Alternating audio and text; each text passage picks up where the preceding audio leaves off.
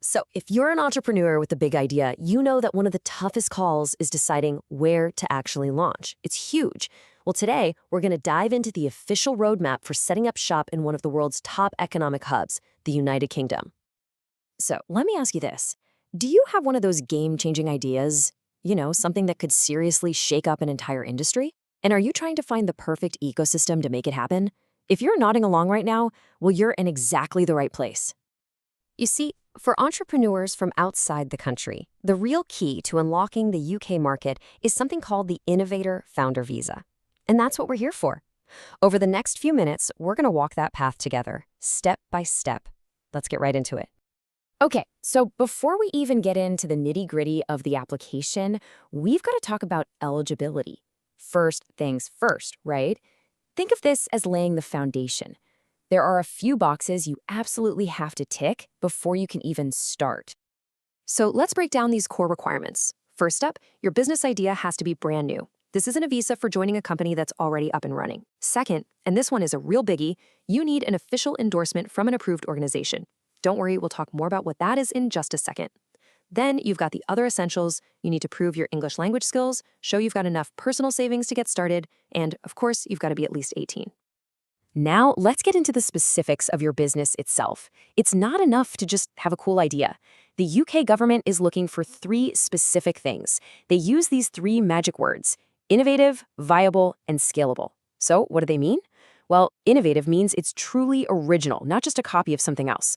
Viable means you have a solid, realistic plan to actually make money. And scalable means you're thinking big. You've got plans to grow, create jobs, and expand. Nailing all 3 of these in your business plan, yeah, that's non-negotiable. And speaking of money, here is a very specific number you need to remember. We're talking about your personal savings. You have to prove that you have at least £1,270. But here's the catch. It's not just about having the money on the day you apply. If you're applying from outside the UK, you have to show it's been sitting in your bank account for 28 days straight. That's really important. All right, so you've done your homework, you've checked all the eligibility boxes. Now it's time for the main event, the application roadmap itself. We've broken the whole thing down into 7 clear, manageable steps that'll take you from that first spark of an idea all the way to having that visa in your hand. The first half of this journey, steps 1 through 4, is all about getting your ducks in a row. It's the prep phase.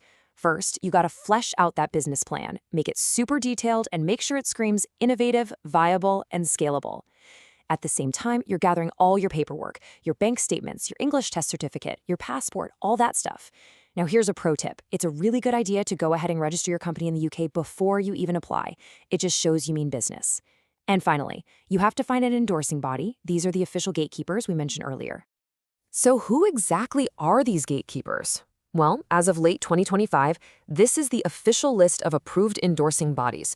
As you can see, it's a mix of different types of organizations. You've got private companies that specialize in this, angel investment networks, and even a UK government tech accelerator, though that last one is by invitation only. The absolute critical takeaway here is that you have to get your endorsement from one of the bodies on the official, up-to-date government list. No exceptions. Okay, another important piece of financial planning here. Getting that endorsement. Well, it's not free. You'll need to budget around £1,000 for the fee. You pay this directly to the endorsing body you choose, and it basically covers their time to go through your business plan with a fine-tooth comb and, if you get the green light, issue that all-important endorsement letter.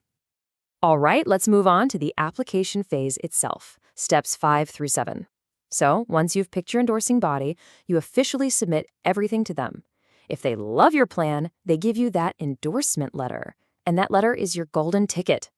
But be aware, the moment you get it, a 3-month countdown begins. You have to get your main visa application into the home office within that window. And after you hit submit, it's time to wait. You're looking at about 3 weeks for a decision if you're outside the UK or up to 8 weeks if you're already inside. So let's fast forward. You get the email, your visa is approved. That's amazing. Seriously, congratulations. But this is really just the beginning of the journey. The Innovator Founder Visa isn't just a one-and-done thing. It's a path designed to take you from being a brand new founder all the way to potentially becoming a permanent resident in the UK. This timeline kind of lays out your first 3 years in the UK. So year 0, your visa is granted, you arrive, you get your business off the ground. But you're not just left to fend for yourself. You have mandatory check-ins with your endorsing body at the 1-year and 2-year marks. These are basically progress reports to show you're on track with your business plan. Then, when you hit the end of year 3, you have a choice. If things are going well, you can apply to extend your visa for another 3 years. Or, and this is the big goal for many, if your business has hit certain milestones, you can apply for permanent settlement. And yup, you guessed it, just like that first endorsement, these check-in meetings have a fee. You should plan for about £500 for each one, so at the 12-month and 24-month points. It's just another one of those key costs you'll want to build into your business's financial plan from the start. Okay, so now that we've got the whole process down, let's switch gears and talk a little strategy. Where should you actually focus that brilliant idea of yours? Well, the good news is the UK government has been pretty open about the kinds of high-growth industries they're really excited to support. The UK is basically rolling out the red carpet for innovators in a few key areas. We're talking about the real cutting-edge stuff like AI, fintech, and quantum computing, but also massive growth sectors like clean energy and environmental tech. The government is also pouring resources into life sciences, advanced manufacturing and robotics, and of course the UK's world-famous creative industries, everything from video games to AR and VR. If your idea fits into one of these buckets, that could be a huge advantage. And look, this isn't just them saying what sounds good.